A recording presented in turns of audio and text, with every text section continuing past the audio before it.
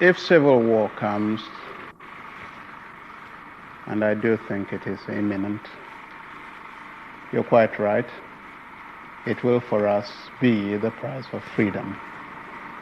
People will say, but you were leading the first one. Yes, I led the first one. And I will say to everyone, I led proudly the first one. I don't think a second one is necessary.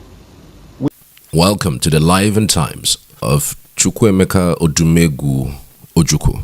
He was born on the 4th of November 1933 in Zungeru, Nigeria, and died on November 26, 2011 in London, England. He was a Nigerian military leader and politician who was head of the secessionist state of Biafra during the Nigerian Civil War. Ojukwu was the son of a successful Igbo businessman. After graduating from the University of Oxford in 1955, he returned to Nigeria to serve as an administrative officer. After 2 years, however, he joined the army and was rapidly promoted thereafter. In January 1966, a group of largely Igbo junior army officers overthrew Nigeria's civilian government, but then were forced to hand power to the highest-ranking military officer, Major General T.U. Johnson Agui-Ronse, also an Igbo. He appointed Lieutenant Colonel Ojukwu as military governor of the mostly Igbo eastern region.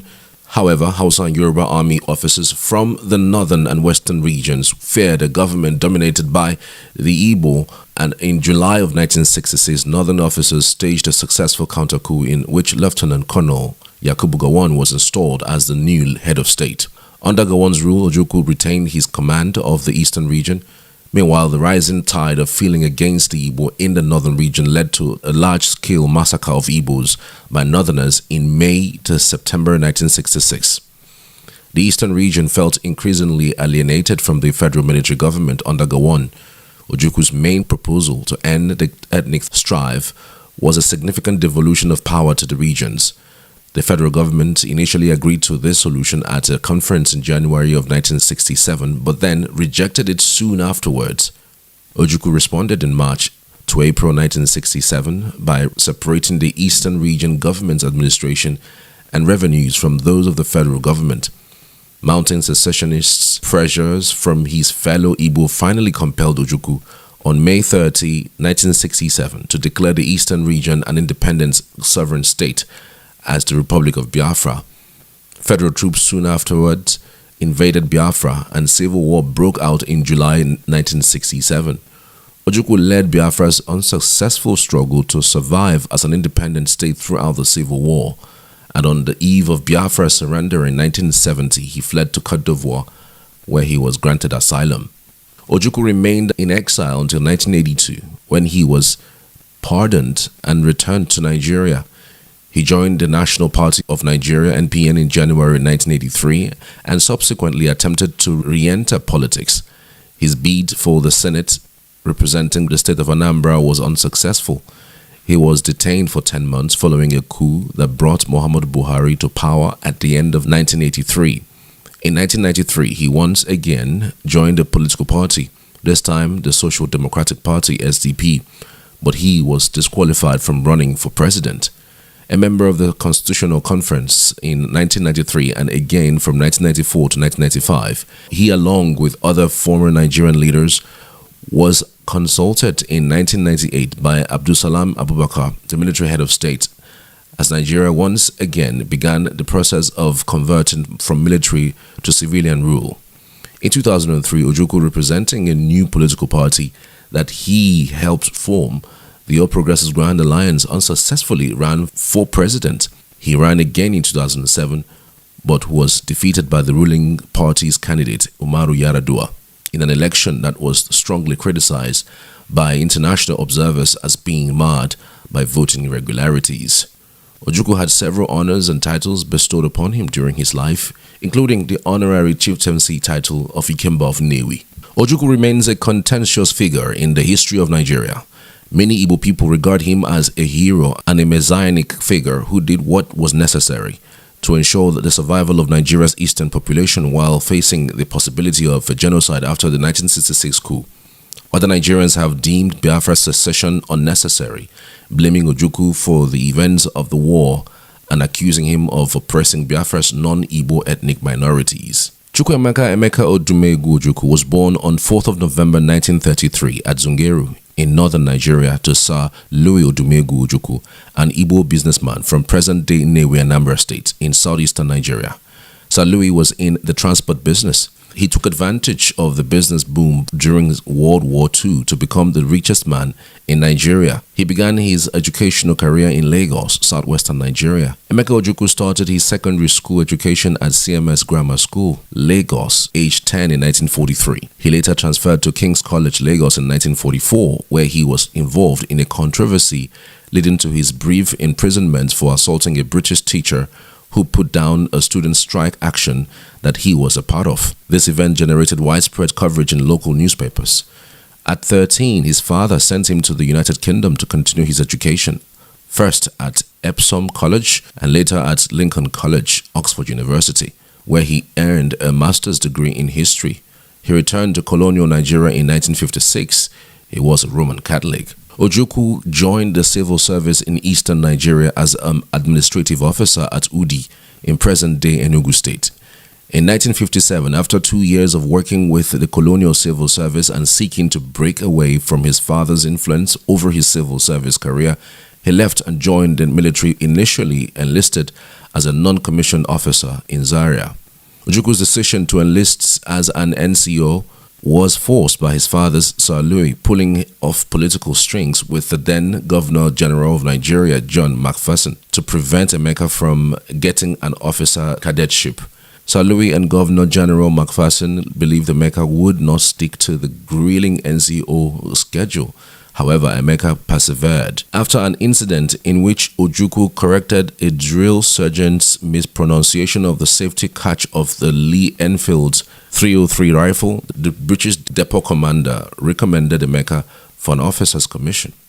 From Zaria, Emeka proceeded first to the Royal West African Frontier Force training school in Teshi, Ghana, and next to Eaton Hall, where he received his commission in March of 1958 as a second lieutenant. He was one of the first and few university graduates to receive an army commission. He later attended infantry school in Warminster, the small arms school in Hythe. Upon completion of further military training, he was assigned to the Army's 5th Battalion in Kaduna. At that time, the Nigerian military forces had 250 officers and only 15 were Nigerians. There were 6,400 other ranks, of which 336 were British. After serving in the United Nations peacekeeping force in the Congo, under Major General Johnson Thomas Aguiyi-Ironsi, Ojukwu was promoted to Lieutenant Colonel in 1964 and posted to Kano, where he was in charge of the 5th Battalion of the Nigerian military. Lieutenant Colonel Ojukwu was in Kano, northern Nigeria, when Major Patrick Chukwunna Nkaduna Nzogo, on 15th of January 1966, executed and announced the bloody military coup in Kaduna, also in northern Nigeria. It is to Ojukwu's credit that the coup lost much steam in the north, where it had succeeded. Lieutenant Colonel Odumegu Ojukwu supported the forces loyal to the Supreme Commander of the Nigerian Armed Forces, Major General Aguiyi-Ironsi. Major Nzogu was in control of Kaduna, but the coup had failed in other parts of the country. Aguiyi-Ironsi took over the leadership of the country and thus became the first military head of state. On Monday, 17 January 1966, he appointed military governors for the 4 regions. Lieutenant Colonel Odumegu Ojukwu was appointed military governor of the Eastern region.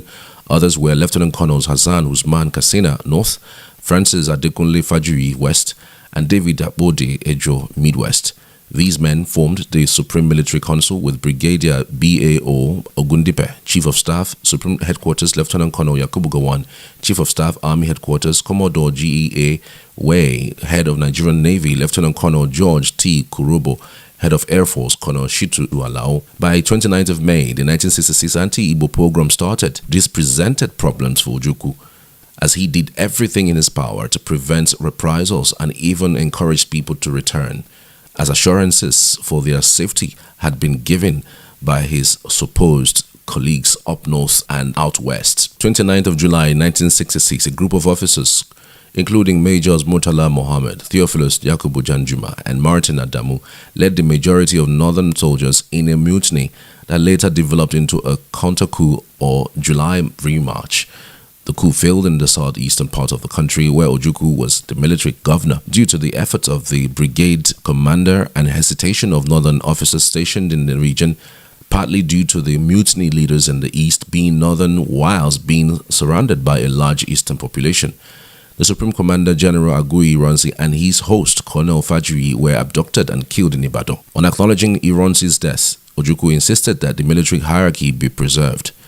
The most senior army officer after Ironsi was Brigadier Babafemi Ogundipe.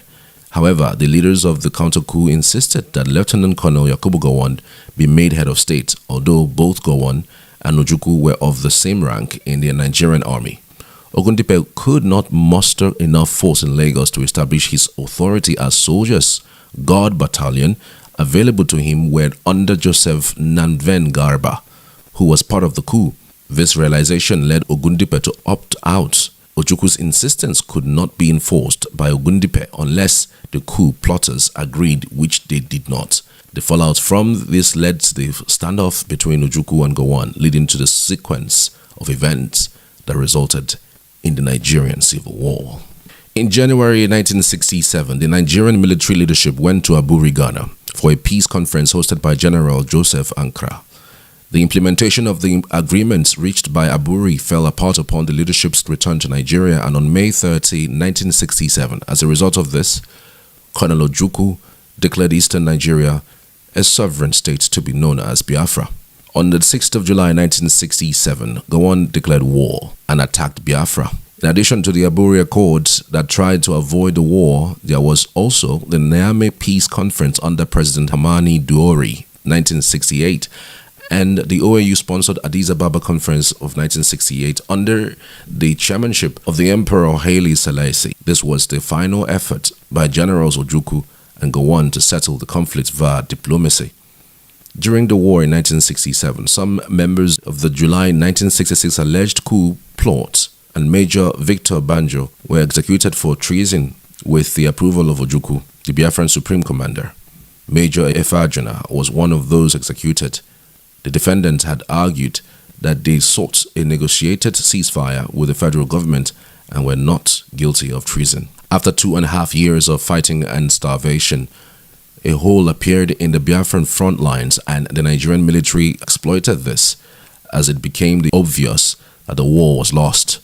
Ojukwu was convinced to leave the country to avoid assassination. On 9th of January 1970, he handed over power to his second-in-command, Chief of General Staff Major General Philip Effiong, and left for Ivory Coast, where President Felix Houphouët-Boigny, who had recognized Biafra on 14th of May 1968, granted him political asylum. On the 26th of November 2011, Ikemba Odumegwu Ojukwu died in the United Kingdom after a brief illness, aged 78. The Nigerian army accorded him the highest military accolade and conducted a funeral parade for him in Abuja, Nigeria on 27 February 2012, the day his body was flown back to Nigeria from London before his burial on Friday, March 2nd. He was buried in a newly built mausoleum in his compound at Nnewi. Before his final interment, he had an elaborate week-long funeral ceremony in Nigeria alongside Chief Obafemi Awolowo, whereby his body was carried around the 5 eastern states, Imo, Abia, Enugu, Ebonyi, Anambra, including the nation's capital, Abuja. Memorial services and public events were also held in his honor in several places across Nigeria, including Lagos and Niger State, his birthplace, and as far away as Dallas, Texas, United States. His funeral was attended by President Goodluck Jonathan of Nigeria and ex-President Jerry Rawlings of Ghana, among other personalities. And this is the Live and Time of Ikemba Odumegwu Ojukwu. Example of public accountability, probity, and good governance, and a fervent advocate of justice.